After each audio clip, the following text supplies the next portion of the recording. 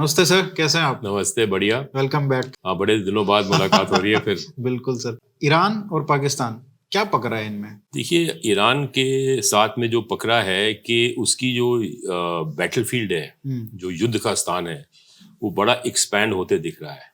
क्योंकि जब से ये हमास की लड़ाई हुई इजराइल के साथ में, तो ईरान के जो नॉन स्टेट एक्टर्स हैं, एक तो साउथ में आप ले लीजिए हूतीज यमन में, फिर आपका लेबनान में ये हिजबुल्लाह है, फिर आपका ये इराक में बसर ग्रुप है, और सीरिया में जो प्रेसिडेंट असाद है, वो सारे इरानियन एक्टर्स हैं और वो फ्रंटलाइन स्टेट्स हैं इजराइल के खिलाफ। अब जब से इनकी जो लड़ाई है एक्सपैंड हो गई है, तो उनको डर है कि ये कहीं हमारे जो ये फ्रंट लाइन है ये कहीं कोलैप्स ना हो जाए। तो वो एक हथियार की खोज में है, ये मेरा अनुमान है। और वो हथियार उनको सिर्फ पाकिस्तान से मिल सकता है। क्या हथियार है? वो इनको एक टैक्टिकल न्यूक्लियर वेपन चाहिए, जो कि एक बैटलफील्ड वेपन हो, जिससे कि वो मतलब न्यूक्लियर वेपन हो डेटरेंस के लिए, लेकिन वो एक बड़ा ब्लास्ट पैदा नहीं करे, और वो एक कंट्रोल ब्लास्ट करे, जिसे बोलते हैं आयनाइज रेडिएशन। जबकि आप एक टैक्टिकल न्यूक्लियर वेपन फेंकेंगे और वो एक्सप्लोड होगा, तो उसमें से जो रेडिएशन निकलती है वो केवल जो शरीर के एटम्स और मॉलिक्यूल्स हैं उनको नष्ट करता है, और फिजिकल मैटर में जैसे शीशा है या और कोई फिजिकल सब्सटेंस है, उसके एटम्स और मॉलिक्यूल्स को नष्ट करता है। तो वो जो रेडिएशन है वो बहुत कंट्रोल्ड हो जाता है। तो सिर्फ वो लोग जो उसके दायरे में होते हैं या जो ऑब्जेक्ट्स उसके दायरे में होते हैं वो खत्म हो जाते हैं, भस्म हो जाते हैं। तो सर, जैसे न्यूक्लियर, जो कन्वेंशनल न्यूक्लियर वेपन है और जो ये टैक्टिकल न्यूक्लियर वेपन है, इसमें एग्जैक्टली अंतर कितना होता है? क्या विध्वंस कम होता है या क्या है? हाँ, ये उसका जो टनेज ये सब किलोटॉन है। अच्छा। तो उसका जो एक्सप्लोजिव पावर है वो उसको किलोटॉन्स में और मेगाटॉन्स में मेजर करते हैं। तो जो बड़े बड़े जो बैलिस्टिक मिसाइल से भेजे जाते हैं, तो वो सारे यूरेनियम प्रोसेस से बनते हैं। ये जो टैक्टिकल न्यूक्लियर वेपन्स हैं ये प्लूटोनियम के जरिए बनते हैं, और पाकिस्तान में इनकी कैपेबिलिटी नहीं थी। तो 2010 में इंडियन आर्मी ने एक कोल्ड स्टार्ट डॉक्ट्रिन बनाया था कि हम आर्मर का थ्रस्ट करेंगे पाकिस्तान के अंदर जो कभी लड़ाई होने की संभावना होगी। तो उसके डिफेंस में उन्होंने उनके मतलब स्ट्रेटेजिस्ट ने ये टैक्टिकल न्यूक्लियर वेपन्स इवॉल्व किए। तो उन्होंने एक मिसाइल डेवलप की कॉल्ड द नसर मिसाइल, जिसका 60 किलोमीटर्स का रेडियस है। और वो मिसाइल एक चाइनीज लॉन्चर, ट्रांसपोर्टर और इंक्लाइनर, वो उसको जो एंगल देती है, उसकी टेलीमेट्री जो है, उसकी जो इलेक्ट्रॉनिक्स है, उससे उसकी मैरिज हुई, शादी हुई है। तो मतलब वो दोनों एक साथ हैं। तो वो चाइनीज व्हीकल के बिना वो लॉन्च नहीं हो सकता। और जो वो वॉरहेड है, मेरा अंदाज है कि उन्होंने ये इसकी टेक्नोलॉजी नॉर्थ कोरिया से ली, क्योंकि इनके पास बेसिकली यूरेनियम एनरिचमेंट टेक्नोलॉजी है, और वॉरहेड की जो मिनिचराइजेशन है वो इनके पास टेक्नोलॉजी नहीं थी। तो नॉर्थ कोरिया को वो टेक्नोलॉजी चाइना से मिली, और फिर नॉर्थ कोरिया ने पाकिस्तान को दी। तो उन्होंने ये नसर मिसाइल डेवलप की, and it's called a shoot and scoot, मतलब कि वो ट्रांसपोर्टर के जरिए टारगेट लॉन्च साइट पे आप ले जाएं, उसको आप चला दें, उसके बाद में आपका लॉन्च व्हीकल निकल जाएगा वहां से, और फिर वो दूसरी मिसाइल कहीं और से लगाएगा। तो इट्स अ मोबाइल लॉन्चर। तो मतलब ये जो इस तरीके का लॉन्च होगा, तो इन्होंने ये प्लान इसलिए किया था ताकि अगर भारत मान लीजिए लाहौर साइड से एंटर करता है, थ्रस्ट करता है, तो पूरी इंडियन आर्मी के ऊपर ये लग नहीं, ये वो जो दस्ता आगे जाएगा ना, जो डिटैचमेंट जाएगा, जो टैंक्स का या सोल्जर्स का जाएगा, जवानों का जाएगा, तो उसके ऊपर ही इसका इम्पैक्ट पड़ेगा। लेकिन उनका होगा उनकी जमीन, लेकिन वो कंटेन हो जाएगा, जो उनके मतलब सराउंडिंग एरियाज पे उसका प्रभाव नहीं पड़ेगा, रेडिएशन नहीं जाएगा, उतने लोग नहीं मरेंगे, उनके जो लोग हैं। क्योंकि जब आप अपनी जमीन पे आप बॉम्ब गिराओगे तो आपके लोग भी मरेंगे। तो इसलिए उसका वो एक कंट्रोल्ड ब्लास्ट होता है। तो वो उन्होंने डेवलप किया। तो ये एक डेटरेंस का वेपन है, मतलब इसको चलाने की संभावना कम है, क्योंकि कोई नहीं चाहेगा कि मैं अपनी सेना भेजूं और फिर ये मतलब ऊपर से ये मिसाइल्स की बमबारी हो और मेरे 25-50 हजार लोग एक साथ में मर जाएं, पूरी डिटैचमेंट मर जाए। तो ईरान को क्यों चाहिए ये डेटरेंस वेपन है। इन्होंने इसको हिजबुल्लाह को देना है। अच्छा। इन्होंने इसको सीरिया को देना है। इन्होंने इसको इराक में बसर को देना है। हो सकता है ये हूतीज को भी दे दें, ताकि फिर उनपे या अमेरिकन या इजरायलीज अटैक ना करें, क्योंकि they can launch this against them.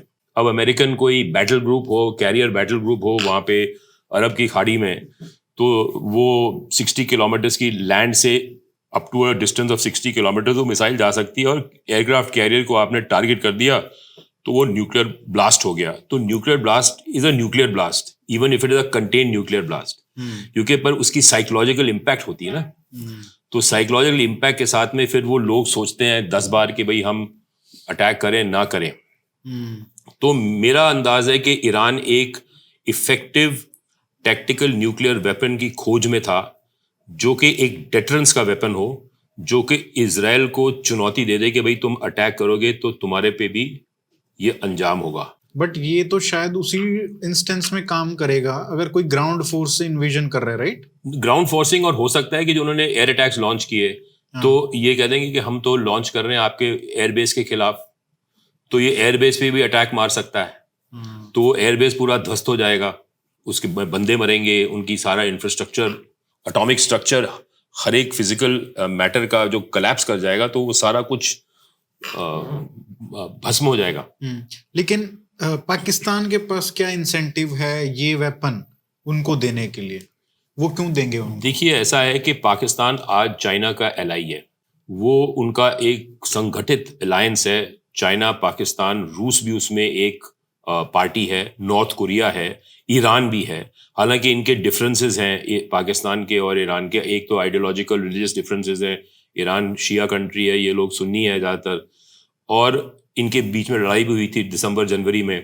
पर they obviously there was a rapprochement, और चाइना चाह रहा है कि इनके बीच में ये संधि हो जाए एंड वो इनके मतलब स्ट्रॉन्ग एलाइज हो जाएं।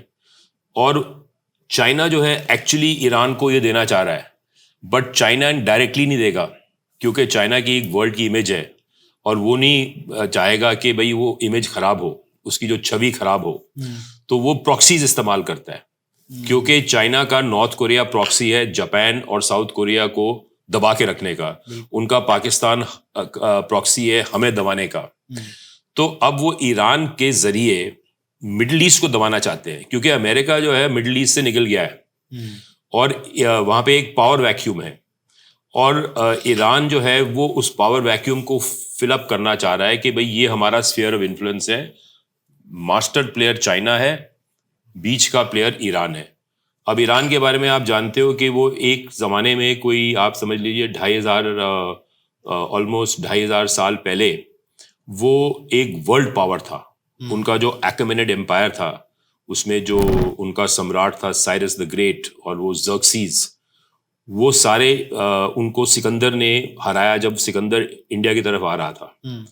तो वो जो महत्वाकांक्षा थी वो वर्ल्ड पावर बनने की, फिर से वो कभी मरी नहीं है। और जब ये शाह ईरान आया था, मतलब पॉलिटिकल स्टेज पे, तो वो ईरान को प्रोजेक्ट कर रहा था। जब सेक्युलर था तो वो प्रोजेक्ट कर रहा था कि it is going to become the policeman of the Gulf. तो इनफैक्ट एक किताब लिखी गई थी, can Pakistan survive, by Tariq Ali, जो उनका पाकिस्तान का लेफ्ट विंग लीडर है। वो 1982 में लिखी गई थी। तो उस किताब में उसने कहा था कि जब ये ढाका गिर गया था और इंडियन आर्मी ढाका में आ गई थी और पाकिस्तानी ने सरेंडर कर लिया, तो मिसेस गांधी के पास ऑप्शन थे कि हम क्या वेस्ट पाकिस्तान में एंटर करें और वेस्ट पाकिस्तान में एंटर करके हम सिंध नदी के पूर्वी तट तक जाएं भारतीय सेना, तो शायद हम वो जो टेरिटरी को कैप्चर करें उसको हम एक्सचेंज कर सकते हैं पीओके के साथ में। अच्छा। तो लोग, उसका तारिक अली का कहना है, अब ये मुझे नहीं पता कि उसको ये कैसे पता चला, कि उसने कहा कि जो रशियन एम्बेसडर था उस समय दिल्ली में, वो मिसेस गांधी को मिलने गया। उसने सैटेलाइट फोटो दिखाए कि भाई ये ईरान की जो शाह है उसकी 5 डिविजन्स पाकिस्तान ईरान बॉर्डर पे, बलूचिस्तान के बॉर्डर पे खड़ी हैं।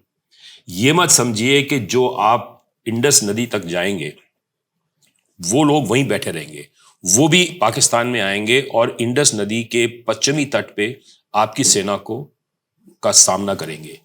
तो इसका मतलब ये है कि आपका देश जो है वो मिडिल ईस्ट के पॉलिटिक्स में सीधा सक हो जाएगा, अंदर उसको आप सक कर देंगे।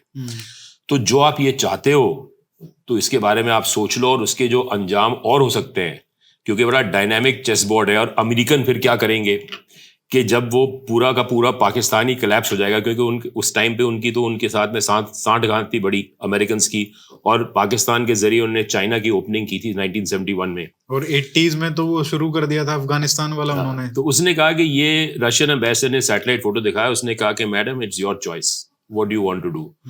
तो मिसेस गांधी ने फिर she agreed to the ceasefire, क्योंकि रशियंस ने कहा कि फिर हम आपकी गारंटी नहीं कर पाएंगे कि कल को यहाँ पे अमेरिकन आर्मी आ जाए लड़ने के लिए, क्योंकि वो तेल की बात है। आप तो फिर वो मिडिल ईस्ट के दरवाजे पे पहुंच गए, तो फिर वो सीज फायर हुआ। अब ये उसका पाकिस्तानी ऑथर का व्यू है, और अब मैं नहीं जानता कि कितना सच है, लेकिन ये उसने एक कहानी रची थी कि भाई ये ऐसा ऐसा हुआ तो ये पाकिस्तान बच गया। अच्छा, ये बताइए सर कि जैसे आपने कहा कि ईरान का जो विजन है, अगर आप जिस तरीके से बात कर रहे हैं कि इनका हमास भी है, इनका हाउदीज को भी फंड करते हैं, हिजबुल्लाह भी है लेबनान में, और मतलब असद को भी कर रहे हैं सीरिया में, तो इतना फैला हुआ कारोबार है इनका। मतलब अगर आप देखें इसको, फुटप्रिंट को देखें आप, तो ये तो एम्बिशन जो है ना, वर्ल्ड पावर का जो एम्बिशन है, जैसे रशिया का है, चाइना का है, यूएस का है, उस लेवल का एम्बिशन है ये तो, कि इतने एरिया को रूल करना और इतने प्रॉक्सीज क्रिएट करना। तो आप इनका मतलब एंड गेम क्या है? सिर्फ डेटरेंस है या कुछ और भी है कि हमको पावर प्रोजेक्ट भी करना है? देखिए, एंड गेम तो वो आयतुल्ला ही जानता है, मैं तो जानता नहीं हूँ। और ना मैं ईरान में गया हूँ, ना मैं दीवार पे मक्खी हूँ, जैसे कहते हैं ना, फ्लाई ऑन द वॉल। तो मैं तो इसका मेरा अंदाज ही ये है कि ये जब ये इनके यहाँ पे वो क्रांति हुई थी और ये सेक्युलर मोनार्की से ये बन गए थे रिलीजियस फंडामेंटलिस्ट नेशन, तो इनको वर्ल्ड कम्युनिटी से अमेरिका ने बर्खास्त कर दिया था।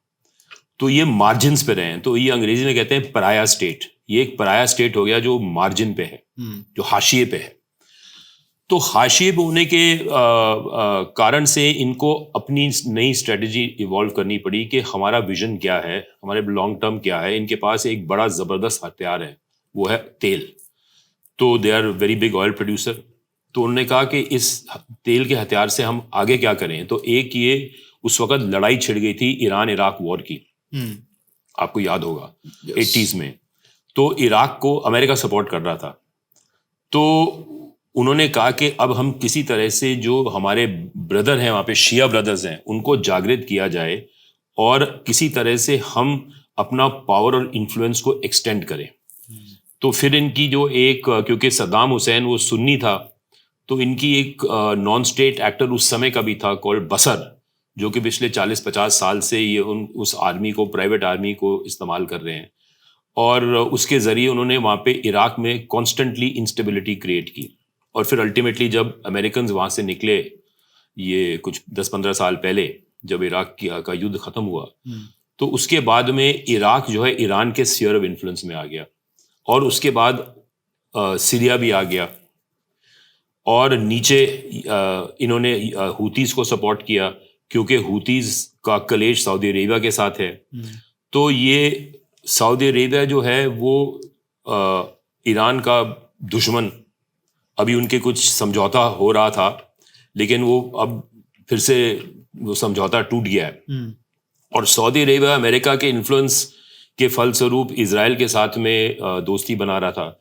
और हमारा यहाँ पे India middle east Europe economic corridor बन रहा है, जिसका आपको याद है कि पिछले साल जब ये G20 हुआ था, तो 2023 में, तो बाइडेन ने अनाउंस किया था कि फॉरेन मिनिस्टर्स की मीटिंग होगी नवंबर में G20 के कंट्रीज़ की, और ये IMEC कॉरिडोर होगा। उसका बड़ा शान और शौकत से ये सब ऐलान हुआ। और प्राइम मिनिस्टर हमारे वहाँ गए, एथेंस ग्रीस, क्योंकि ये जो शिपिंग है वो शिप के ज़रिए दुबई तक माल आता, एक्सपोर्ट्स आते, तो दुबई से फिर बाई ट्रेन ये जाके थ्रू सऊदी अरेबिया इजराइल पे हाइफा पोर्ट पे जाते। वहाँ पे हाइफा पोर्ट पे एक इंडियन कंपनी ने खरीदा उसका आधा हिस्सा, अदानी ने। तो हाइफा से बाई सी जाता वो ग्रीस, पिरेउस। तो ये पूरा बंदोबस्त बन रहा था, ये पूरा कॉरिडोर बन रहा था, जिससे कि ट्रेड बढ़े। पर ये कॉरिडोर जो है ये कंपेटिटर या प्रतिद्वंदी था BRI, चाइना का बेल्ट और रोड इनिशिएटिव, जो पाकिस्तान से इन्होंने इनिशिएट किया हुआ है। तो चाइना चाह रहा था कि ये बिल्कुल खत्म हो जाए। तो हमास का जो अटैक हुआ था, उन्होंने जो किया था वो end of September beginning of October में था, मेरे ख्याल 30 सितंबर को किया, और उसके कारण जो वो IMEC कॉरिडोर है वो बढ़ गया, खत्म हो गया उसका कॉन्सेप्ट, क्योंकि वो सऊदी अरेबिया और इजराइल के बीच में लड़ाई हो गई। और ना केवल वो खत्म हुआ, अब्राहम अकॉर्ड्स जो ट्रंप ने करवाया था, जो एक बहुत सबसे बड़ा अटेम्प्ट था आज तक का मिडिल ईस्ट में पीस लाने का, उसको भी ध्वस्त कर दिया। और वो हमास बलि का बकरा बन गया, वो हमास भी बर्बाद हो गया। तो if you see that bye A reverse logic, वो इजराइल का जो दुश्मन है हमास खत्म हो गया, चाइनीज ने उनको सैक्रिफाइस किया, उनको हथियार दिए, पर ये कॉरिडोर जो है ये बिल्कुल उसकी नॉन स्टार्टर हो गया। और आप ये कह रहे हैं कि चाइना एक पूरा रिंग लीडर है बेसिकली। उसने ईरान के थ्रू हमास अपने ही एक प्रॉक्सी को खत्म करवा दिया, ताकि एक बड़ा जो ऑब्जेक्टिव है, जो अब्राहम अकॉर्ड्स को खत्म करने का है, US को ठिकाने लगाना है, सऊदी को ठिकाने लगाना है, और UAE को भी एक तरीके से, और इंडिया को भी ठिकाने लगाना है। तो ये सभी का एक तीर से कई सारे निशाने चाइना ने ईरान के थ्रू और हमास के थ्रू कर दिए। आपका बिल्कुल सही अंदाज है। और किया क्यों? क्योंकि चाइना का सारा तेल ज्यादातर वहीं से आ रहा है। और ये अब ये जो उन्होंने जो ये बेल्ट एंड रोड इनिशिएटिव बनाया, जो ग्वादर से, क्योंकि चाइना का जो तेल आता है वो बाय जो सी आता था, वो वहां से पर्शियन गल्फ से वो पूरा नीचे आके रेड सी और पर्शियन गल्फ से ये जाता था सिंगापुर की तरफ, जहां पे स्ट्रेट ऑफ मलक्का है, जहां पे उसका जो फासला है बहुत ही नैरो है, मतलब 4-5 किलोमीटर का है वो स्ट्रेट। तो वहां पे अमेरिकन नेवी और इंडियन नेवी जो है उस पे उनपे जब कोई लड़ाई हो तो उस पे दबाव डाल सकते हैं, तो उनका ट्रेड रुक सकता है। ट्रेड रुकने से, ऑयल का ट्रेड रुकने से उनको बहुत नुकसान हो सकता है। तो उन्होंने अब टैंकर्स को वहां पे ग्वादर पे आते हैं, वहां से तेल और गैस जो है पंप होता है ग्वादर से all the way through Pakistan POK up to Xinjiang, जहां पे उसकी जरूरत है, क्योंकि 90% जो चाइना की आबादी वो नॉर्थ चाइना में है, वहां पे बिजली की भी कमी है और उनको वो तेल वहां पे पहुंचाना है। तो या तो वो साउथ चाइना से बाय पाइपलाइन आए, यहाँ ग्वादर से आए। उससे क्या होता है कि जो वो मलक्का स्टेट्स का जो उनके वो जो कमजोरी थी वो पूरी हो जाती है, वो कमजोरी हट जाती है और उनका तेल जो है महफूज रहता है और वो पाकिस्तान के जरिए ऊपर जाता है।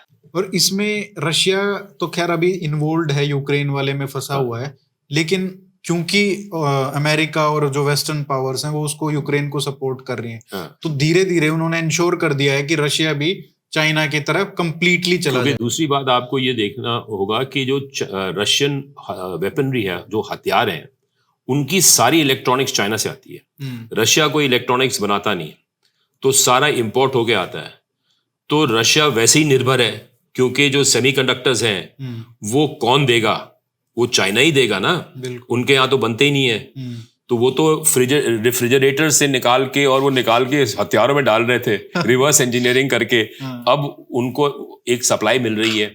और फिर चाइना जो है उसने फैक्ट्रियां लगाई हुई हैं नॉर्थ कोरिया में, तो वहां पे जो आर्टिलरी की जो शेल्स हैं वो वहां से बन के फिर आते हैं यूक्रेन, थ्रू पाकिस्तान भी जाते हैं। तो ये मतलब रशियंस को सप्लाई करने के लिए यूक्रेन थिएटर में।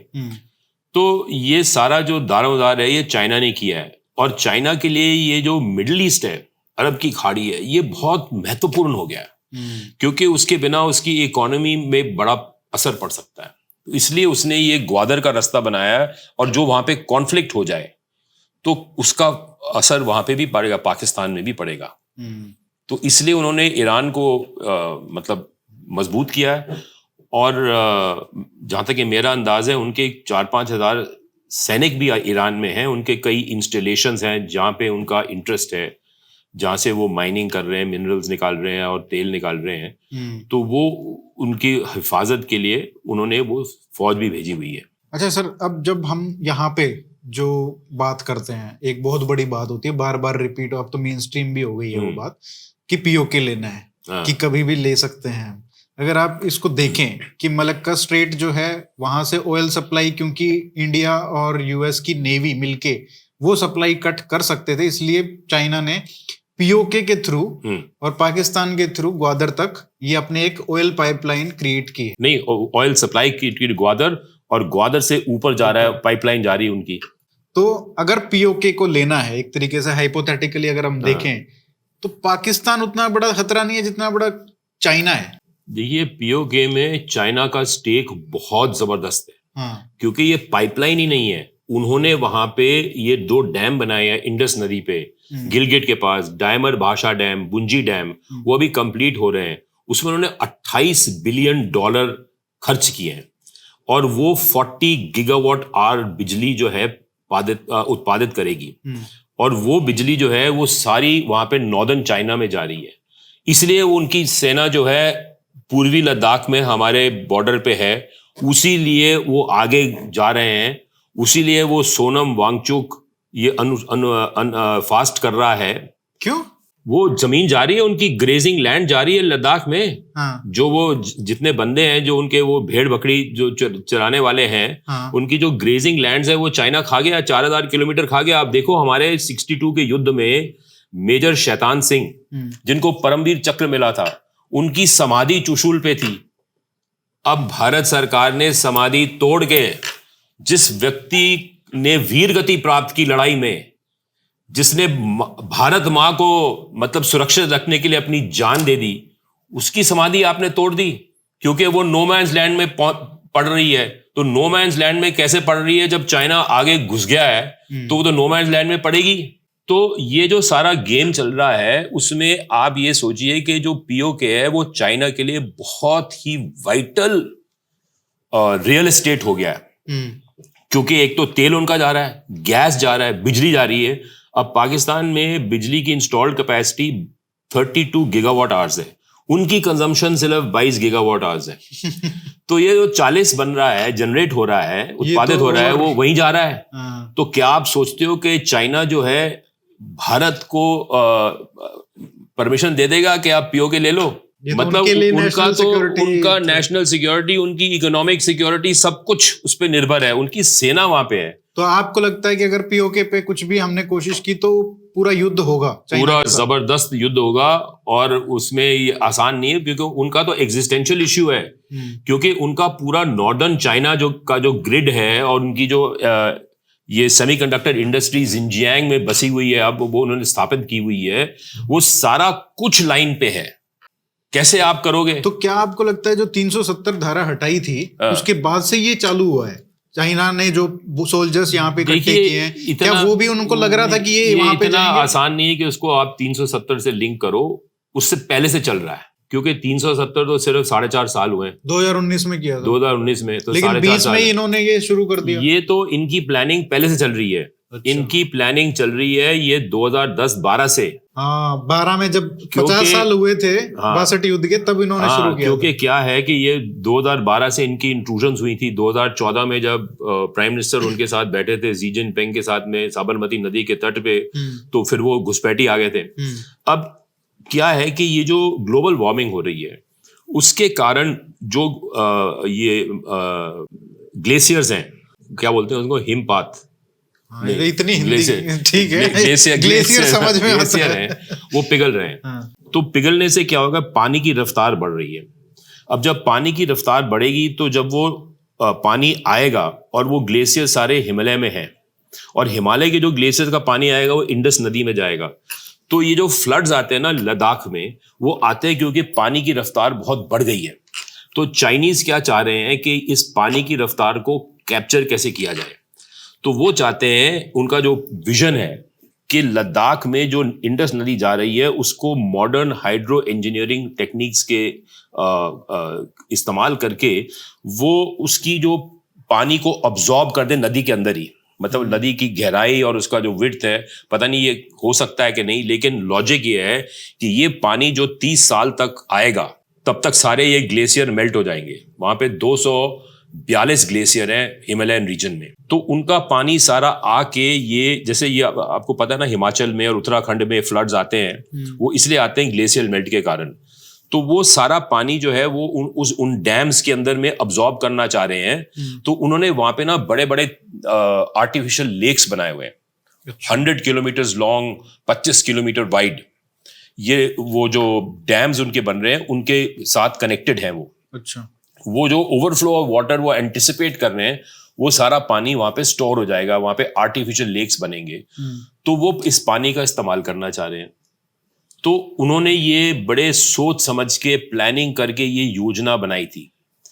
तो इसलिए वो चाह रहे थे कि हम उनके साथ में एक संधि कर लें, हम BRI के मेंबर बन जाएं और हम जमीन को वेकेट कर दें किसी ना किसी तरह से। क्योंकि देखिए ये जो कौन सी जमीन को, ये जम्मू एंड कश्मीर में ये जो इंसर्जेंसी चल रही है इतने सालों से, इसका कॉस्ट क्या है? हम लोग पिछले 20-30 सालों से अप्रोक्सीमेटली 2 से 3 बिलियन डॉलर साल का खर्च कर रहे हैं इस चुनौती का सामना करने में। हमारी सेना है, हमारे पैरामिलिट्रीज हैं, बहुत कुछ है, हमने बहुत इंफ्रास्ट्रक्चर पैदा किया है। लेकिन इसको जिंदा रखने के लिए कितना पैसा चाहिए? मुश्किल से 50-100 मिलियन डॉलर साल का। तो कहाँ 50 मिलियन डॉलर वो खर्च कर रहे हैं और हम लोग काउंटर कर रहे हैं 2-3 बिलियन, और हम इसको खत्म नहीं कर पाए इस इंसर्जेंसी को। तो ये इंसर्जेंसी क्या करता है कि ये इंसर्जेंसी के कारण हमारी जो डेवलपमेंट है, इंफ्रास्ट्रक्चर की डेवलपमेंट है, उसका कॉस्ट बहुत बढ़ जाता है और हम उतना पैसा खर्च नहीं कर सकते जिससे कि हम लद्दाख को, ईस्टर्न लद्दाख को और वो पूरी कश्मीर को उस तरह का डेवलप कर पाए। तो वो नहीं चाहते वो डेवलप हो। आप देखिए कि 1963 में भुट्टो और सरदार स्वरण सिंह के टॉक्स हुए थे कश्मीर के मुद्दे पे। उस समय पाकिस्तान ने कहा था कि हमें, और पाकिस्तान की चाइना से बातचीत चल रही थी 62 से, उन्होंने चाइना को शख्सगम वैली दे दी कश्मीर में। बात ये चल रही थी कि ज्वाइंट डिफेंस ना, उन्होंने कहा कि जो आपको कश्मीर का मसला हल करना है तो लद्दाख आप हमें दे दो। अब 1963 में पार्टीशन के 16 साल बाद, जबकि हिंदू मुस्लिम के आधार पे ये 2 देश बने थे, उस समय सारे मुसलमान जो वहां के थे वो चले गए पर कश्मीर के रह गए। अब उस समय लद्दाख जो था वो एक 95% बुद्धिस्ट स्टेट था। अब कैसे कोई प्राइम मिनिस्टर इंडिया का 95% नॉन मुस्लिम एरिया को पाकिस्तान को दे दे? ये नामुमकिन था। तो वो टॉक्स फेल हो गए वहां पे। तो स्वरण सिंह ने कहा this is an unacceptable demand. तो वो टॉक्स फेल हो गए। तो उनकी निगाह उस समय भी 1963 में लद्दाख पे थी, क्योंकि इंडस नदी वहां से आती है और Pakistan can not survive without Indus नदी। इंडस नदी का पानी ही पाकिस्तान को जिंदा रख। अब ये जो इलाका है मानसरोवर का, वो उस मानसरोवर लेक से, उस झील से, जो गंगा नदी है, जो करनाली नदी है, जो सतलुज नदी है, वो सब वहां से आते हैं और पूर्व में ब्रह्मपुत्रा भी आती है। तो वो जो इंटायर इलाका है वो 19वीं शताब्दी में एक जनरल जोरावर सिंह थे सिख साम्राज्य के, उन्होंने उस पर हमला किया क्योंकि ये ट्रेडिशनली ये जो था ये उस वक्त डोगरा नहीं था, उस वक्त ये सिख एम्पायर था और डोगरा सिख एम्पायर के मैं कह रहा हूं जोरावर सिंह डोगरा था। तो वो जो मानसरोवर की धरती है वो हमारी प्राचीन आध्यात्मिक धरती है। बिल्कुल, वो भारत का एक हिस्सा है। शिव जी का वहां पे निवास है। वो माउंट कैलाश वहां पे है, मैं खुद गया हूं वहां पे। अच्छा। तो वो जगह जो है वो उसको हासिल करने के लिए उन्होंने अटैक किया। उनकी सप्लाई लाइन खराब हो गई, मतलब वो सप्लाईज आ नहीं पाई। तो तिब्बतन्स और चाइनीज ने उनको फौत कर दिया, खत्म कर दिया। तो जोरावर सिंह वहां शहीद हो गए। उनकी वहां पे एक समाधि बनी, मैंने जाके वहां मत्था टेका था, क्योंकि वो भारत के एक वीर सेनानी थे एंड वो भी वीर गति को प्राप्त हुए। तो वहां पे एक 1842 में ट्रीटी ऑफ चुशुल बनी थी, जिसमें कि Chinese empire, Sikh empire and Tibetan empire signed a treaty. उस ट्रीटी को चाइनीज ने फिर वायलेट किया। वो ट्रीटी हम ने बॉर्डर डिफाइन किया था कि ये जम्मू एंड कश्मीर स्टेट का बॉर्डर है, क्योंकि वो उस वक्त ये सिख एम्पायर के का हिस्सा था। तो वो चाइनीज ने उसको नजरअंदाज किया, और वो उस समय भारत ने कुछ नहीं किया। ये नॉन अलाइनमेंट के चक्कर में 1950s में अपीजमेंट के चक्कर में वो चाइनीज का विरोध नहीं किया। हालांकि जो हम विरोध करते तो शायद मतलब कहानी आज की अलग होती। तो ये चाइना जो है ये इस गेम में बड़ी गहराई से घुसा हुआ है। बेसिकली मतलब हो जो हमने सुना था, पढ़ रहे थे कितने सालों से कि जो तीसरा विश्व युद्ध होगा वो पानी पे होगा, तो ये पानी का ही चक्कर लग रहा है कहीं। पानी का चक्कर लग रहा है। हाँ? पानी का ही चक्कर लग रहा है। तो अब to come back to Iran, तो ईरान का जो है ये एंटिसिपेट कर रहे हैं कि लड़ाई होगी, क्योंकि नेतन्याहू जो है, नेतन्याहू खुद प्रॉब्लम्स में है, वो जेल जाने के कगार पे था। तो ये जब हमास की लड़ाई हुई तो उसको एक, जिसे कहते हैं, लाइफ लाइन मिल गई। अब ये लड़ाई खत्म नहीं करना चाह रहा, क्योंकि जब तक लड़ाई चलती रहेगी तब तक उनकी गवर्नमेंट ऑफ नेशनल यूनिटी बनी रहेगी, तब तक नेतन्याहू महफूज रहेगा। जब लड़ाई खत्म हो जाएगी तो नेतन्याहू के फिर वो कानून के दायरे में आ जाएगा। और वो चाह रहा है कि ये लड़ाई एक्सपैंड हो किसी ना किसी रूप से। तो इरानियंस ये एंटिसिपेट कर रहे हैं कि भैया अब तो हमने ये आग से खेल लिया, अब हमें एक डेटरेंस चाहिए।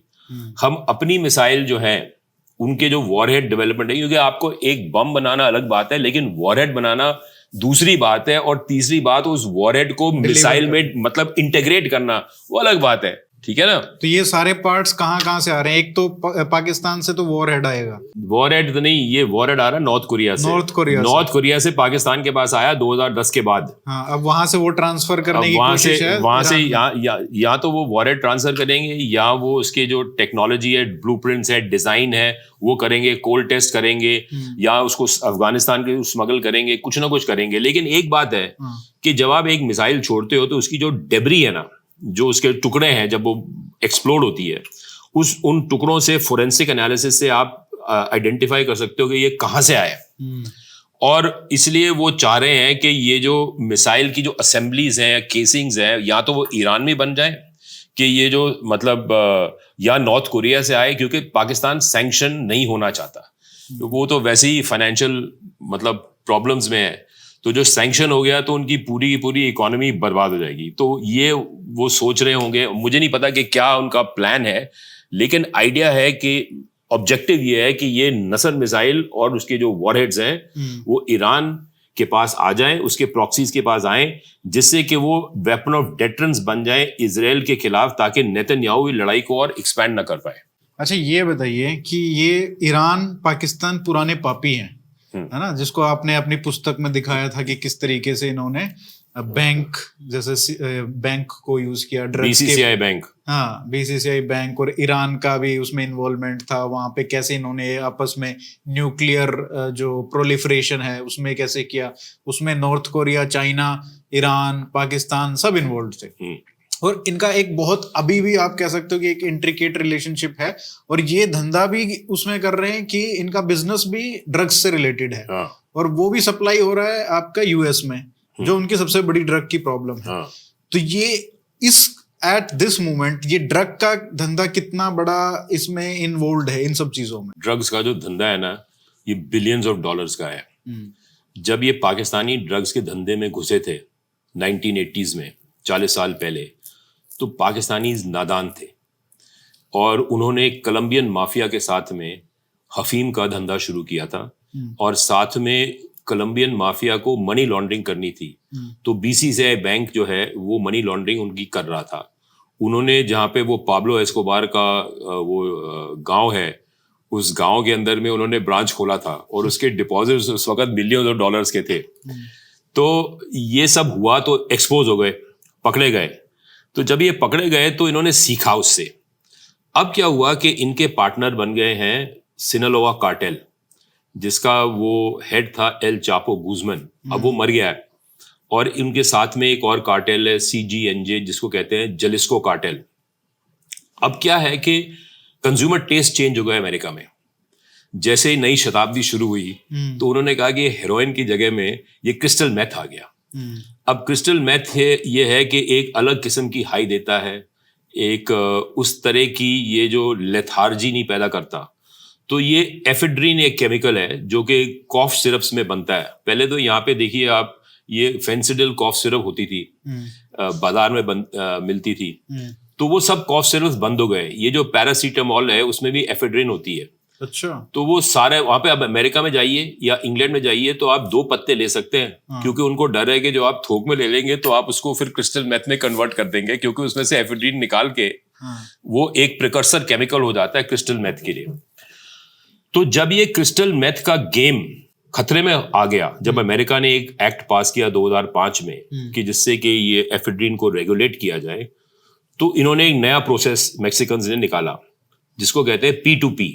अच्छा। पर उसमें से जो क्रिस्टल मेथ निकल रही थी वो ना, उसका एक रिएक्शन हो रहा था, तो बंदे जो है पागल हो रहे थे जो उसको चढ़ाते थे, स्मोक करते थे, और फिर वो खरीदने के काबिल नहीं रहते थे। तो 1 time 2 time user used to get useless, recurring customer चाहिए तो वो नहीं हो रहा था। तो वो बात फैल गई कि इससे तो बंदे पागल हो रहे हैं, तो ये तो कामयाब प्रोसेस नहीं है। तो उनके जो सिनालोआ कार्टेल के जो ये था गुज़मैन, वो एक विजनरी नार्को किंग था, मतलब कि पाब्लो एस्कोबार का भी बाप था। उसने अपने बॉटनिस्ट्स और अपने बायोकेमिस्ट को बोला कि भैया पता करो कि ये मेथ कैसे बने, कैसे बन सकता है। तो उन्होंने बड़ी रिसर्च की और वो 2010 के आसपास अफगानिस्तान पहुंच गए। अब अफगानिस्तान में एक बेल उगती है, वाइन, जिसको बोलते हैं एफेड्रा। उस एफेड्रा से भी एफेड्रीन निकलती है। और वो जो एफेड्रा है, वो कहते हैं, एक किताब अभी लिखी गई है आर्यंस पे, चार्ल्स एलन ने लिखी है, उसकी लास्ट किताब, वो मर गया है, वो पहले इंडिया में पैदा हुआ था चार्ल्स एलन, उसने 20 किताबें लिखी हैं।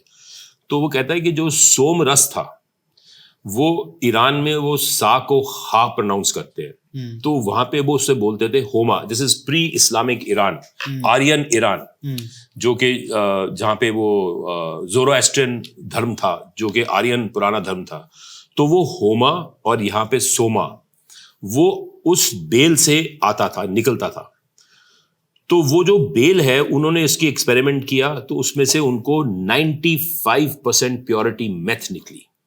और वो 95% प्योरिटी ऐसी जबरदस्त थी कि वो बॉडी को हार्म नहीं कर रही थी, और वो बंदे पी के फिर अपना काम भी कर रहे थे, और वो रिकरिंग मार्केट था। अब दिलचस्प बात यह है कि 1 किलो मेथ जो है उसकी कीमत कम से कम 20 टाइम्स ज्यादा थी if you make it through precursor chemicals. ये शान स्टेट में, बर्मा में बनता था, और शान स्टेट में फिर ये मणिपुर और इस पूरे इलाके से इंडिया में आके फिर ये एक्सपोर्ट भी होता था, या यहाँ पे भी कंज्यूम होता है। I don't know the figures in India.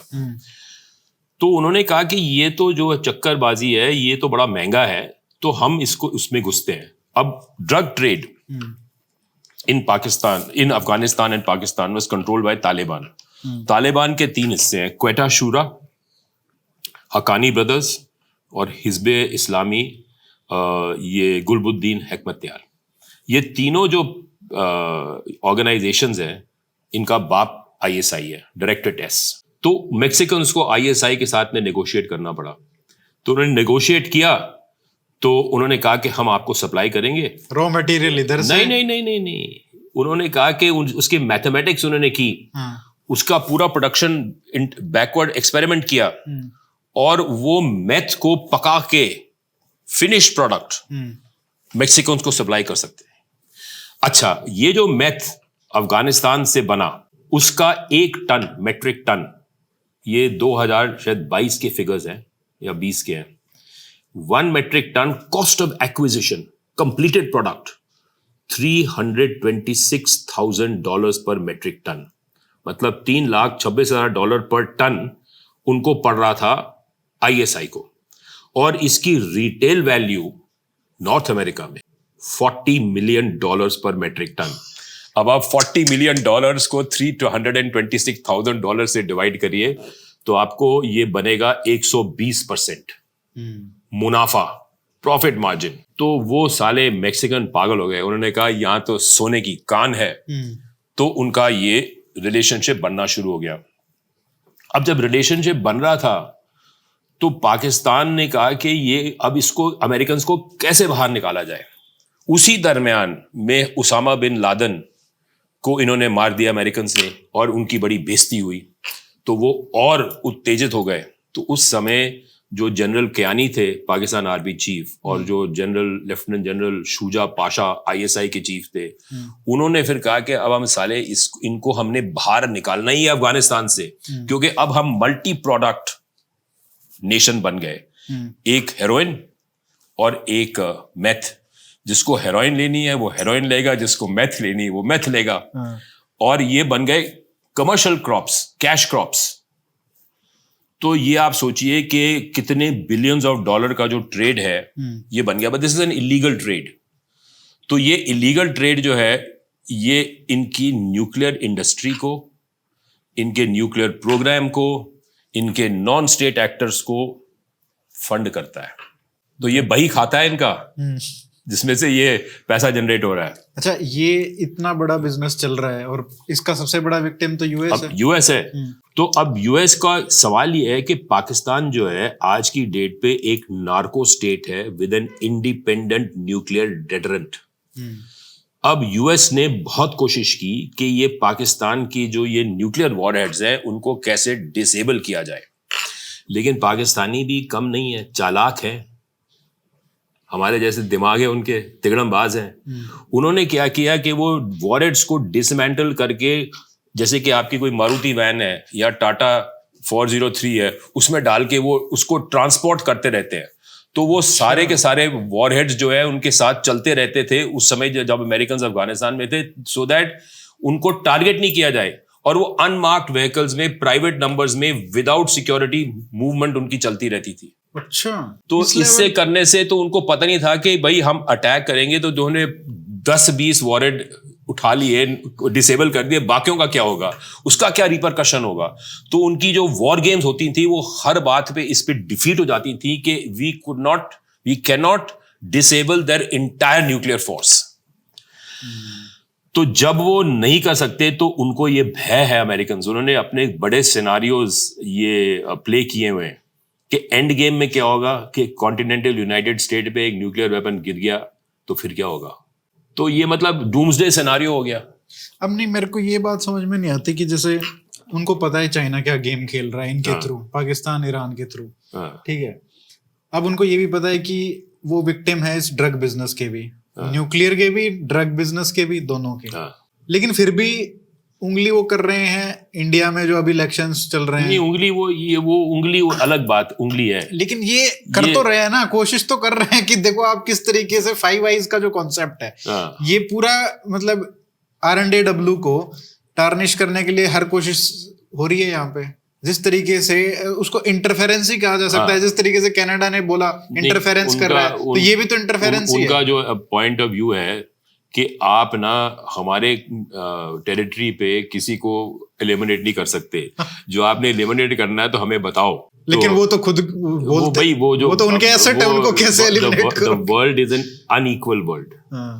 What is good for me is not good for you, right? So मैं कहता हूँ कि भाई I am the big boy, big brother. वो इंडिया को क्यों कंट्रोल में रखना चाहते हैं? जैसे ये खालिस्तान वाला प्रोजेक्ट इंडिया वो नॉर्थ ईस्ट में उनको ये इंडिया को वो कंट्रोल में इसलिए रखना चाहते हैं क्योंकि इंडिया जो है वो एक ही डिफेंस है उनका अगेंस्ट चाइना। ये एक बड़ी वेल डेवलप्ड इंडस्ट्रियल कंट्री है, यहाँ पे उनके जहाज रिपेयर हो सकते हैं, यहाँ उनको रसद पानी मिल सकता है। अक्सर आप भूल गए हो कि दूसरे विश्व युद्ध में भारत ने कितनी कंट्रीब्यूशन किया ये अमेरिकन और ब्रिटिश को युद्ध जीतने में। सबसे यहाँ से 25 लाख फौज गई और सारी इंडस्ट्री यहाँ पे लगी थी, उनके हवाई जहाज रिपेयर हो रहे थे, उनके एम्यूनिशन बन रहा था, सब कुछ बन रहा था, यूनिफॉर्म्स बन रही थी, सब कुछ बन रहा था।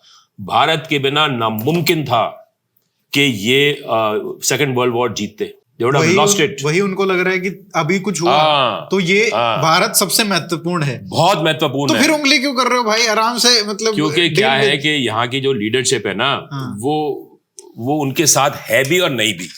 उनको चीन के प्रति आकर्षण भी है, पता नहीं आकर्षण क्यों, ये बड़ा भारी कॉन्ट्रडिक्शन है। वो उनकी सेना आपके बॉर्डर पे बैठी है, सरहद पे बैठी है, आपको उंगल दे रही है और आपका ट्रेड बढ़ रहा है उनके साथ में। अभी ट्रेड डेफिसिट 100 बिलियन से ऊपर हो गया। 133 बिलियन का ट्रेड है चाइना के साथ में। वो 2002 में जब वाजपेयी जी गए थे चीन, 2002 में या 3 में, उस वक्त शुरू हुआ था तो $1 बिलियन था। $1 बिलियन और 133 बिलियन हो गया। तो आप कह रहे हैं कि दुश्मन के साथ ट्रेड कर रहे हो आप। 2014 के बाद बढ़ा है ये? 2014 में तो बहुत बड़ा है, और 2020 में डबलिंग हुई है उसकी, जिसे कहते हैं ज्योमेट्रिक प्रोग्रेशन हो गया है तब से। और 2020 में जब लड़ाई हुई थी उसके बाद भी बढ़ा है। बिल्कुल बढ़ा है। तो हम कर रहे हैं। तो ये तो बड़ा कॉन्ट्रडिक्शन है ना। ये कॉन्ट्रडिक्शन है, ये दुनिया कॉन्ट्रडिक्शंस की से भरी हुई है। तो बेसिकली आप ये कह रहे हो कि भाई इंडिया भी बैलेंसिंग कर रहा है, तो वो भी बैलेंसिंग कर रहे हैं एक तरीके से। अब देखिए, इंडिया बैलेंसिंग कर रहा है, क्यों कर रहा है? क्योंकि ऐसा है कि एक बार आप डिसीजन ले लो, आप उनको कहो, जिगरे में दम होना चाहिए। अमेरिकन को कहो कि भाई हम आपके साथ हैं, ये सब बकवास बंद करो, ये उनको एक्सपेल कर दो। वो एक्सपेल कर देंगे सब खालिस्तानियों को। मतलब you have to choose your side. अभी तक हम साइड में नहीं है कि पुतिन के प्रति आकर्षण है, वो तेल सस्ता दे रहा था। अब पुतिन की बैंड बज गई थी इंडिया के साथ में ट्रेड करने में, क्योंकि वो $63 का जो तेल था वो डिस्काउंटेड, इन लोगों ने उससे कहा और डिस्काउंट पे दे दे। तो $49 पे पर बैरल उन्होंने तेल खरीदा पुतिन से। उसका कॉस्ट ऑफ एक्सट्रैक्शन $43 था।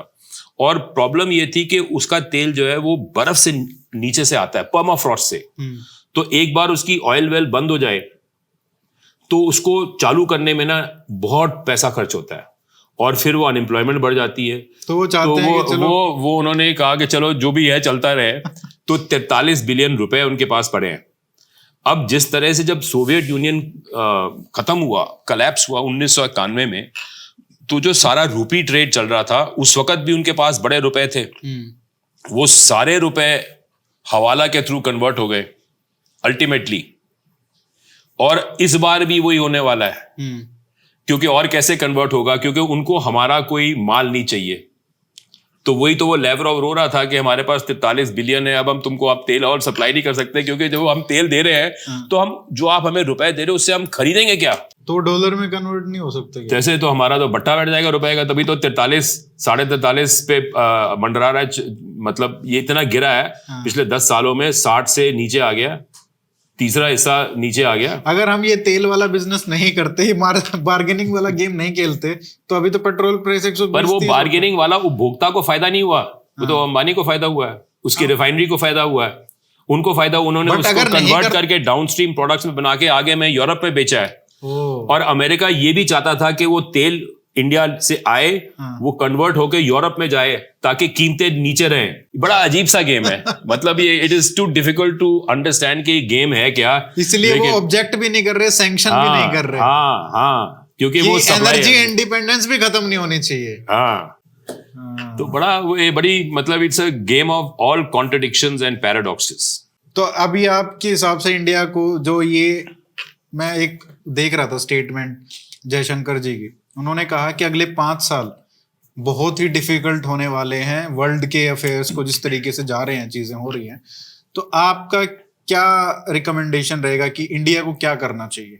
देखिए, ये बड़ा मुश्किल है, और मेरी कोई रिकमेंडेशन नहीं है, क्योंकि मेरी कोई मतलब इस गेम में कोई वैल्यू ही नहीं है। मैं तो एक देख रहा हूँ, और मैं देख रहा हूँ, मेरे आइडियाज मेरे पास हैं। जो कोई मेरे से पूछेगा, भारत सरकार पूछेगी, तो मैं आऊंगा, बताऊंगा ना। मैं पूछ रहा हूँ। नहीं, देखिए, इमीडिएट डेंजर नेतन्याहू का है। अच्छा। कि नेतन्याहू क्या करता है, कि वहां पे इजराइल की इंटरनल पॉलिटिक्स में क्या फैसला होता है। क्या वो अब हमास को खत्म करने के लिए राजी, मतलब उसका जो युद्ध है उसे खत्म करने के लिए राजी हो जाएंगे, कि वो अभी भी वहां पे मतलब पूरी तरह से उसको ध्वस्त कर देंगे, पूरे गाजा स्ट्रिप पट्टी को। तो गाजा पट्टी का युद्ध जो समाप्त हो जाएगा, तो नेतन्याहू के पीछे कानून की परछाई बढ़ती रहेगी। तो अब नेतन्याहू जो मजबूरन गाजा पट्टी पे ये युद्ध समाप्त करे, तो फिर वो सोचेगा कि मैं कहां पे इसको शुरू करूं। अच्छा। तो वो फिर हो सकता है कि हिजबुल्लाह को एंगेज करे या ईरान को करे, क्या होगा। तो ये इरानियंस जो है ये एंटिसिपेट कर रहे हैं कि ये होने वाला है। और जो ये हो गया इसकी संभावना बड़ी हाई है, क्योंकि आप देखिए कि जो हमारा एक्सपोर्ट जा रहा है ये रेड सी से और साथ में जो उस सुएज कैनाल के थ्रू उसके इंश्योरेंस रेट्स बहुत बढ़ गए। तो हमारा सारा जो इंपोर्ट है जो सुएज से आ रहा है उसके खर्चे बढ़ गए। हमें नेवी को भेजना पड़ रहा है वहां पे मैरीटाइम पुलिसिंग करने के लिए, और साथ में जो हमारे इंपोर्ट्स आ रहे हैं वो बढ़ गए, एक्सपेंसिव हो रहे हैं, और एक्सपोर्ट्स भी एक्सपेंसिव हो रहे हैं। आपने देखा होगा कि लेटेस्ट फिगर्स के मुताबिक हमारा जो मर्चेंडाइज एक्सपोर्ट है वो इस साल में, पिछला जो गया साल है 2023-24, $351 बिलियन से $336 बिलियन पे आ गया है, मतलब $15 बिलियन कम हुआ है। तो जब मर्चेंडाइज एक्सपोर्ट कम हो रहा है उसका मतलब है कि आपकी मैन्युफैक्चरिंग सेक्टर श्रिंक हो रही है। तो जब मैन्युफैक्चरिंग सेक्टर श्रिंक हो रही है तो आप नौकरियां कैसे पैदा करोगे? और ये आगे होगा जब तक, क्योंकि ये इंश्योरेंस के रेट्स बड़े हाई हैं, और हमारे इकोनॉमी में जब जैसे जैसे इन्फ्लेशन बढ़ रही है, जो बहुत बढ़ रही है, और रुपए की कीमत कम हो रही है, तो इसका डबल इफेक्ट होता है। जो इंपोर्ट होते हैं महंगे हो जाते हैं और जो एक्सपोर्ट होते हैं वो सस्ते होते हैं। लेकिन रुपया गिरेगा तो वो कंपनसेट नहीं होगा। लेकिन क्योंकि क्या है कि कंपनसेट नहीं होगा, क्योंकि हमारी जो वैल्यू एडिशन है ना, वैल्यू एडिशन बहुत कम है। अब आप ये देखिए कि हम $14 बिलियन के ये एप्पल के आईफोन बेच रहे हैं, एक्सपोर्ट कर रहे हैं, लेकिन उस एक्सपोर्ट को असेंबली हो रही है, उसमें कितने 4-5% का वैल्यू एडिशन हो रहा है। तो आप इसमें से देख लिए 12-13 बिलियन का तो आपका इंपोर्ट है, और आपने 1 बिलियन उस पर लगा दिया, तो उससे हमें कोई फायदा नहीं है, क्योंकि वो जो रुपए की कीमत डाउन हो रही है, और जो तेल की कीमत, मतलब जो इंश्योरेंस प्रीमियम्स है, आप ऑयल की रेट मत लीजिए, उसके ऊपर आप इंश्योरेंस प्रीमियम और ट्रांसपोर्टेशन लगाइए, तो उसका इंपैक्ट वो इंपोर्ट पे पड़ रहा है। सो हमारा मैन्युफैक्चरिंग सेक्टर जो है फिर इज बीइंग अफेक्टेड, तो हमारा इकोनॉमी स्लो डाउन कर रही है।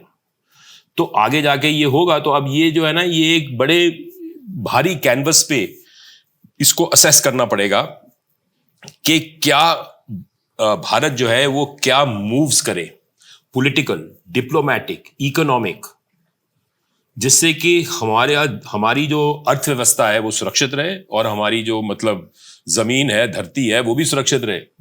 क्योंकि प्रेशर चाइना से बढ़ने वाला है। अच्छा। क्योंकि उनकी वहां पे कॉन्ट्रडिक्शंस बहुत है, इकोनॉमी में स्लो डाउन है, तो कलाबाजी, आतिशबाजी उन्होंने करनी है अपने होम कंस्टिट्यूएंसी के लिए, ताकि वो कह दें कि भाई हम अपने नेशनलिज्म, देश प्रेम के चक्कर में हमने ये भी जगह हासिल कर ली, वो भी कर लिया, ये भी कर लिया। प्रेशर आपके हिसाब से लद्दाख वाले सेक्टर पे आएगा, हर हालत में आएगा, क्योंकि उनकी निगाह पानी पे है। तो क्या इंडिया और यूएस को एक साथ मिलके पीओके पे कुछ करना नहीं चाहिए? नहीं, अब यूएस देखो, उनका स्टमक नहीं है, उनकी भूख नहीं है करने के लिए, क्योंकि वो बहुत कुछ कर चुके हैं, अब वो वहां से निकल गए। जो पीओके में कुछ करना होता तो आपको उनके साथ में एक संधि बनानी पड़ती, और जब उनका बगरम बेस था वो तो बेस छोड़ के चले गए, 3 साल हुए। तो उस वक्त जब उनके सब फैसिलिटेशन थी, तो फिर आपको उनके साथ में एक अलायंस में आना चाहिए था, और फिर उसका मतलब उसके कोई की माइलस्टोन्स होने चाहिए थे कि you do this for us, we do this for you, you do this for us, we do this for you. हमने वो सब किया ही नहीं है। वो शोशागिरी में बात खत्म हो गई, मौके निकल गए। रशियंस ने हमें ऑफर दिया था 1969 में, जब उन्होंने चाइना पे अटैक किया था, कि आप हमें ज्वाइन करिए, हम आपको ये अक्साई चिन्ह दिलवा देते हैं। लेकिन उस वक्त यहाँ पे पॉलिटिक्स बड़ी चल रही थी, domestic politics, Congress party split हो गई थी, बैंक नेशनलाइजेशन हो गया था, और वो गवर्नमेंट जो थी वो माइनॉरिटी में आ गई थी, तो वो संभव नहीं था। पर उसका हमें एडवांटेज मिल गया कि 1971 में बांग्लादेश बन गया, लेकिन अब बांग्लादेश भी बहुत एडवांस हो गया है। तो ये सब जब मौके आते हैं तो उनका फायदा उठाना चाहिए। तो मौके हर बार नहीं आते, क्योंकि मौके हमने बहुत गंवाए हैं पिछले 70 साल में, बहुत गंवाए हैं 77 साल में, आज तक गंवाए जा रहे हैं। और ये मणिपुर वाला जो ड्रग का जो सारा चल रहा था, ये भी क्या इस जियोपॉलिटिक्स से लिंक्ड है या बिल्कुल लिंक्ड है। कि आप देखिए, ये जो बर्मा में जब ये चाइना में क्रांति हुई थी 49 में, तो जो सरकार जिसका तख्ता पलट गया था, नेशनलिस्ट गवर्नमेंट, उसकी जो सेना थी और उसके जो लोग थे काफी सारे यहाँ पे बर्मा में, नॉर्दर्न बर्मा में आ गए थे, वो शान स्टेट में। तो उन्होंने ड्रग का कारोबार शुरू किया क्योंकि उस वक्त अफीम बड़ा पॉपुलर था चाइना में। तो उन्होंने कहा कि हम इसमें ये हेरोइन, गोल्डन ट्रायंगल में ये ओपियम उग रहा है, तो हम हेरोइन का व्यापार करते हैं। तो हेरोइन से अब वो क्रिस्टल मेथ में आ गए, लेकिन जो उसकी रॉ मटेरियल है उनको केमिकल्स के थ्रू बनाना पड़ रहा है, एफिड्रीन के थ्रू, और उसका कॉस्ट हाई है, और वो मेक्सिकन्स और ISI का जो मेथ है उससे compete नहीं कर सकते। अच्छा, because this is the dominant meth in the world today, from purity and from price. और लॉजिस्टिक्स उनकी जबरदस्त है मेक्सिकन्स की और ISI की। ये जो पहले चल रहा था ना, और वो सारा उसकी न्यूज आती थी, अब ये सब अंडरग्राउंड हो गया है। एवरीथिंग इज अंडरग्राउंड, बिकॉज वो समझ गए हैं कि जो हमने ये धंधा चलाना है हमें क्वाइटली चलाना है। तो इसमें आपको कोई ज्यादा खबर भी नहीं मिलेगी, लेकिन ये मिलता रहेगा कि मेथ का एपिडेमिक जो है USA में कितना एडवांस हो गया, वहां पे कितने लोग इसके एडिक्ट हो गए हैं, और वेस्टर्न यूरोप में भी ये हो गया, अफ्रीका में भी फैल रहा है, हमारे देश में भी फैल रहा है। ये जो सारा पंजाब में सब हो रहा है सर, ये मार्केट एक्चुअली में बढ़ रहा है। आप पहले देखो कि पहले सिर्फ बॉर्डर, पंजाब में सिर्फ बॉर्डर था, वो एक्सपेंड हुआ पूरे पंजाब में। अभी आप देख रहे हो हरियाणा में आ गया है, पूरा J&K इसकी गिरफ्त में आता जा रहा है। राजस्थान के नीचे के डिस्ट्रिक्ट्स आने लग गए हैं, गंगानगर और ये सब, हनुमानगढ़, अब यूपी के, क्योंकि ये ऐसे एक्सपैंड हो रहा है, क्योंकि वो मार्केट, पंजाब वाली मार्केट सैचुरेटेड हो गई। हमारे यहाँ पे आप देखिए कि आंकड़े बताते हैं कि 40 करोड़ यूथ है, और हमारे देश में 70 करोड़ अनएम्प्लॉयड है, unemployed, under employed, right? They have not got any gainful employment. तो उनकी जो महत्वाकांक्षाएं हैं, उनकी जो एस्पिरेशंस हैं, वो अब कैसे फुलफिल हो रही हैं या कैसे फुलफिल होंगी, और जो फुलफिल नहीं होंगी तो उनको एक एस्केप चाहिए, एक रास्ता चाहिए, एस्केप फ्रॉम रियलिटी। तो वो तो रेडी मार्केट है, तो वो प्राइस भी गिरा सकते हैं और हमारी पूरी इकोनॉमी को और कंट्री को खोखला कर सकते हैं, जो ये करना चाहें, और वो जरूर करना चाहेंगे, पाकिस्तानी और चीनी। और हमारे पास मुझे नहीं लगता कि अभी तक कोई भी प्लान है इसको काउंटर करने। इसके बारे में कोई सोच ही नहीं रहा, क्योंकि अगर आप मतलब आप देखो ना किस लेवल तक, पंजाब का एक एग्जांपल लेना, police, bureaucracy, politicians, everybody, every institution is compromised. Yes, एक बार वो कॉम्प्रोमाइज हो गया, आप कौन सोल्व करेगा उस चीज को? किसी की मोटिवेशन ही नहीं होगी, किसी की नहीं है। तो अगर हर एक स्टेट में ऐसे हो गया, बॉर्डर स्टेट्स में, तो आप क्या करोगे? क्योंकि लोग तो बोलते हैं कि BSF भी उस तरीके से कॉम्प्रोमाइज है, कुछ लोग पकड़े भी गए हैं। तो अगर सब लोग कॉम्प्रोमाइज हो गए तो ये तो सबके लिए धंधा हो गया। परवाह नहीं, मैं तो ये कह रहा हूँ कि जब ये नीचे वेस्टर्न इंडिया में, गुजरात में आएगा ना, तब पता चलेगा। कैसे? मतलब जब ये ड्रग वहां फैलेगा ना, अभी तक तो नॉर्थ इंडिया में है, तो नॉर्थ इंडिया में किसी को परवाह नहीं है, क्योंकि यहाँ nobody is tackling the issue. तो जब नीचे आएगा ना, पश्चिम भारत में आएगा, तब पता चलेगा, क्योंकि वो तो इंडस्ट्री का हार्टलैंड है। जब ये सारी इंडस्ट्री पिछले 10 साल से गुजरात में जा रही है, महाराष्ट्र में बड़ी भारी इंडस्ट्री है, तो जब वो वर्कर्स पकड़े जाएंगे इसकी गिरफ्त में, तब क्या होगा? ये कौन सोच रहा है? कोई नहीं सोच रहा। तो ये जो ड्रग का मेनेस है, ये बड़ा जबरदस्त है। इसका रूट कैसे खत्म किया जा सकता है? क्योंकि ये तो चलो आप कह सकते हो कि भाई कितना ही पकड़ लो, कितना ही वो सप्लाई कर सकते हैं, तो आप कितना मेंटेनेंस करोगे? यहाँ पे शायद उतना पॉसिबल नहीं है, इसको तो जड़ से खत्म करना पड़ेगा। जड़ से देखो, ये जड़ से तो खत्म नहीं हो सकता, क्योंकि जो ये ह्यूमन दिमाग है, ह्यूमन नेचर है, ये तो मतलब कुछ ना कुछ तो बनाएगा ही बनाएगा। तो सॉल्यूशन क्या है? ये इसको तो यही सोल्यूशन यही है कि इसको किसी किस्म से स्टैंडर्डाइज करके लीगलाइज करना पड़ेगा, क्योंकि ये तो रिक्रिएशन की चीज है ना। आप या तो एस्केपिज्म के लिए ड्रग लेते हो या रिक्रिएशन के लिए लेते हो। जैसे कि मतलब अल्कोहल है, लोग रिक्रिएशन के लिए पीते हैं ना, और एस्केप के लिए पीते हैं, लेकिन वो एक उसमें एक स्टेबिलिटी है कंजम्पशन में। तो इसी तरह से ये जो आइटम्स हैं, ये जो ड्रग्स हैं, उनको एक किस्म से स्टैंडर्डाइज करके, स्टेबलाइज करके ओपन करना पड़ेगा। जब चीज ओपन हो जाती है तो वो अंडरग्राउंड ट्रेड जो है निकल जाता है, क्रिमिनल एलिमेंट्स निकल जाते हैं, क्रिमिनल एलिमेंट्स निकल जाते हैं, तो ये एक किस्म से लीगलाइज हो जाता है। अब ये मारुआना जो है, जो गांजा है, वही मैं कह रहा हूं, वो मारुआना लीगलाइज हो गया, US में तो बहुत जगह हो गया। तो वो मतलब वो जो अंडरग्राउंड ट्रेड था खत्म हो गया। लेकिन सर उसको लीगलाइज करने में और क्रिस्टल मेथ को लीगलाइज करने में तो बहुत अंतर है ना। तो ऐसा मतलब क्रिस्टल मेथ जो है, अब ये जो एफेड्रा से बन रहा है उसके उतने बुरे इफेक्ट्स नहीं है जितने दूसरे हैं। तो उनको ये प्रमोट करना चाहिए कि आप गांजा लगाओ, चिलम लगाओ, लेकिन मेथ मत पियो। तो उसको आप फ्रीली करो। Let the market determine that look we don't want this crystal meth, we would rather smoke a joint. तो उसका जो वो एक्सपेंस वाला पार्ट है जो इतना मतलब मिलियंस ऑफ डॉलर्स का बिक रहा है, उसकी वो अपील खत्म हो जाएगी। अमेरिका में भी लॉबीज हैं, वहां पे कस्टम्स वाले भी करप्ट हैं, जजेस भी करप्ट हैं। वही मैं कह रहा हूं ना, एक बार इंस्टीट्यूशंस कॉम्प्रोमाइज हो गए, सब जगह ये ड्रग का पैसा फैल गया है। तो अब मतलब ये तो एक out of the box thinking करके सोचना पड़ेगा कि इसको कैसे, इसको कंज्यूमर टेस्ट को कैसे हटाया जाए क्रिस्टल मेथ से और हेरोइन से, जिससे कि कंज्यूमर जो है वो मतलब चिलम पी ले। हमारे सभ्यता में तो पीते ही थे। 1987 तक तो मतलब होली के टाइम पे हर एक आदमी भांग लेता था, और अब हर एक मतलब साधु जो है वो उसकी चिलम थी, हर एक बंदा चिलम पीता था। इन्होंने फिर अमेरिकन के प्रेशर में आके उसको इलीगल बना दिया 84 में। और अब मैं समझता हूं कि उसको वापस, क्योंकि it's part of our tradition, उसको आप लीगलाइज करवाइए, स्टैंडर्डाइज कराइए। लेट पीपल, जैसे यूरोप में है, अमेरिका में है, दुकानों में आप जाइए, अपना अपना चिलम लीजिए और पिए। जो उसको टुन होना है वो टुन होगा। बेटर कि वो गांजा पी के टुन हो रादर देन मेथ पी के या हेरोइन पी के टुन हो। तो उसी तरह से ये जैसे अल्कोहल है वैसे ये हो जाएगा, अल्टीमेटली सेटल हो जाएगा ना।